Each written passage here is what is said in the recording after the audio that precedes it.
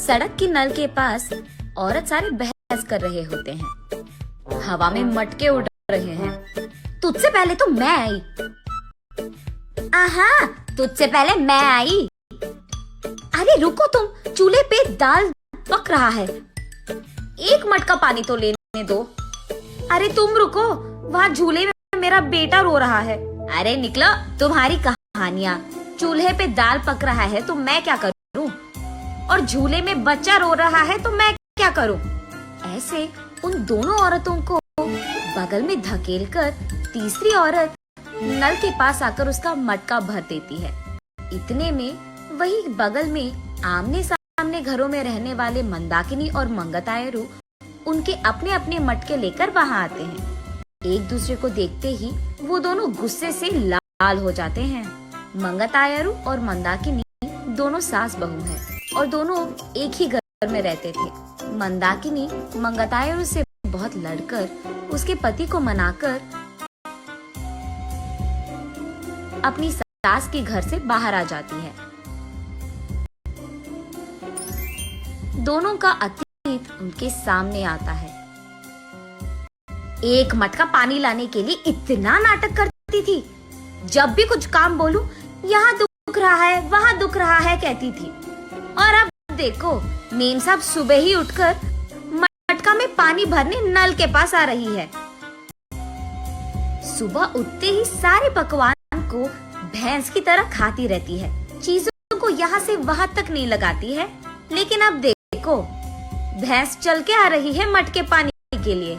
ऐसे एक दूसरे को कोसते हुए वो दोनों नल के पास आते हैं। सबसे पहले मंगतायरू पानी के लिए उसकी मटका नल के नीचे लगाती है। लो, आ गई भैंस। आते ही अपना मटका लगा दिया इसने नल के नीचे, जैसे इसका बाप का जागिर हो। ऐसे उसका मजाक उड़ाकर मंगतायरू की मटके को एक जोर का झटका देती है। बस मटका ऊपर उड़कर नीचे गिरता है। बाप रे, कितनी घमंडी है ये। मेरे ही बेटे के पैसे खाते हुए मुझे भैंस कह रही है, और ऊपर से मेरे ही लड़के को लात मारा तुमने। ऐसे कहते हुए मंदाकिनी की मटके को भी जोर का झटका देती है। मंगतायरू, मैं तुम्हारे बेटे के पैसे नहीं खा रही हूँ, तुम ही मेरे पति के पैसे खा रहे हो। मेरे सारे बनाए हुए पकवान को सुबह से रात तक खाती रहती है तो भैंस की तरह ही दिखेगी ना। भैंस कहीं की मेरे ही मटके को लात मारती है। कितनी घमंडी है तू। मटके को ही नहीं, अगर मेरी सटकी ना, तेरे को भी मारूंगी, समझी? हाँ, जरूर मारेगी। इतनी घमंडी जो है। मेरे बेटे को मुझसे दूर कर दिया तूने, मेरे घर से उसको निकाल दिया तूने, और अब मेरे ही घर के सामने रह रही है। सिर्फ तेरे बेटे को ही नहीं, तुझे भी तेरे घर से निकाल दूंगी, समझी? मुझसे पंगा लेगी ना, ऐसे ही होगा। तू तो जरूर करेगी। घमंडी औरत, बंदर मुंह वाली कहीं की। तुझे देखकर ऐसा लगता है कि भैंस को कपड़े पहनाए हैं, और तू मुझे बंदर कह रही है। भैंस कहीं की मुझे भैंस कह रही है, मुझे बंदर कह रही है। ऐसे वो दोनों एक दूसरे से लड़ते हुए एक दूसरे के बाल पकड़कर लड़ते लड़ते नल के बगल में मौजूद कीचड़ में गिर जाते हैं। ये सब दूर से देख रहे बाप बेटे दोनों एक दूसरे को देख हंस पड़ते हैं। मंदाकिनी घर में सारा काम करते हुए रहती थी। उसे देख मंगतायरू, क्यों बहू, लगता है कि नल में ना पानी खत्म हो जाएगा, जाकर 2 मटके ले आ बेटी। ऐसे ऑर्डर देती थी मंगतायरू। मंदाकिनी के हाथों बनाए सारे पकवान खाते हुए वो हमेशा शिकायत करती थी कि इसमें नमक कम है और इसमें मिर्ची ज्यादा है, ये तो बहुत तीखा हो गया, ये तो बहुत मीठा है। उसके शिकायत सुनने के 2 दिन बाद तक मंदाकिनी रसोई घर का मुंह भी नहीं देखती थी, रूठ कर अपना मुंह लटकाती थी। तब चुपचाप मंगतायरू को ही सारे काम करना पड़ जाता था।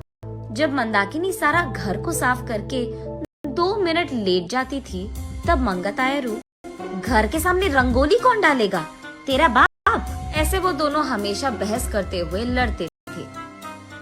संदीप ऑफिस से लौटते ही एक तरफ मंगतायरू और दूसरी तरफ मंदाकिनी दोनों उसको शिकायतें खूब सुनाते थे। ना अपने बीवी को बोलता था और ना ही अपनी माँ से कह पाता।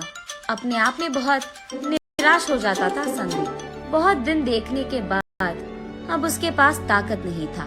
वो एक दिन अपने पिता के पास जाकर ऐसे कहता है, पापा, मैं घर से अलग होने की सोच रहा हूँ। आपकी बहू भी मुझे हर रोज इसी बात के बारे में सताती रहती है। हाँ तो तुम सच में अलग हो जाओगे बेटा? तुम्हें क्या लगता है अलग रहने से इन दोनों में ममता जाग उठेगी? ममता और प्यार भले ही बाहर ना आए, लेकिन इन दोनों को इतना तो समझ आएगा कि एक दूसरे के बिना अपने अपने घरों में अकेले रहते हुए सारे काम अकेले करते हुए कितना मुश्किल है। अब दोनों को समझ में आना है ना पापा कि अलग रहना कितना मुश्किल है। ऐसे कहता है। हाँ ठीक है, तुम्हारी मर्जी, लेकिन अभी कहाँ जाओगे बेटा? मैं कहाँ जाऊंगा, हमारे घर के एकदम सामने जो घर है उसमें किराए पे रहूंगा। ऐसे बाप बेटे दोनों ऐसी योजना बनाते हैं जिनसे सास बहू अनजान है।